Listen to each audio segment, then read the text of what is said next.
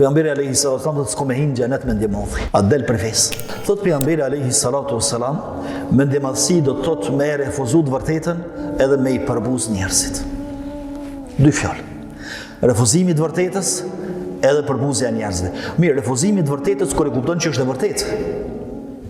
Edhe përbuzja e njerëzve pa hak, që kjo është mendimallësia.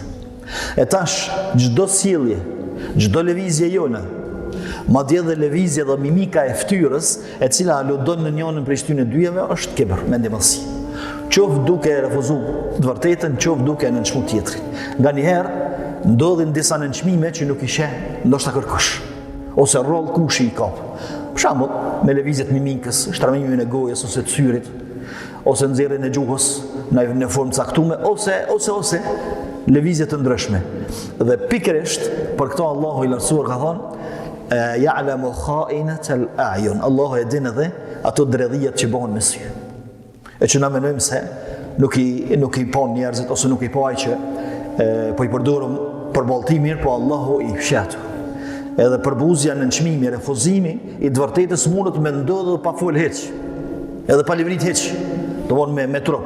Një lëvizje e çerpekëve ose vetllave ose mimika e fytyrës jep me kuptu se po refuzohet diçka, ose po pajtohet me të, ose po e nënçmon dikonin, kjo është kibër. Kjo është kibër. Do më në mendimallësi, sepse por me i thonë dikujt mendimadh, ose për me i thonë i veprës mendimallësi, nuk është patjetër me i dol brinat. Pejgamberi alayhi salatu wasallam thotë s'ka me hinë xhenet me ndjemadhi. A del për fesë. Me ndjemadhi, a del për fesë. Përderisa pejgamberi alayhi salatu wasallam thotë s'ka me hinë xhenet. Nëse mosim me parametrat e disave që i marrin kallop, edhe hadithi i qartë, ajeti i qartë, po. Allahu pejgamberi alayhi salatu wasallam s'ka me hinë xhenet, ti do me shtin xhenet.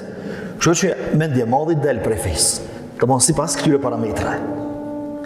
Ndërsa nëse i pyesim dietarët ose i lexojmë librat e tyre që kanë shkruar, e shohim që mendjemadhin nuk e nxjerr mendjemallësia prej fesë, po e bën gjëna qartë të madhe. E s'ka me hinë xhenet, domethënë nuk ka me hinë xhenet pa hinë xhenem herë.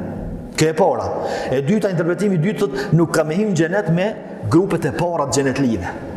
E sheh hynën në grupe madhe, që po rrin këtu. Dhe unë jam musliman be, dhe unë jam fal, kam xheru, ka xheru më prit këtu.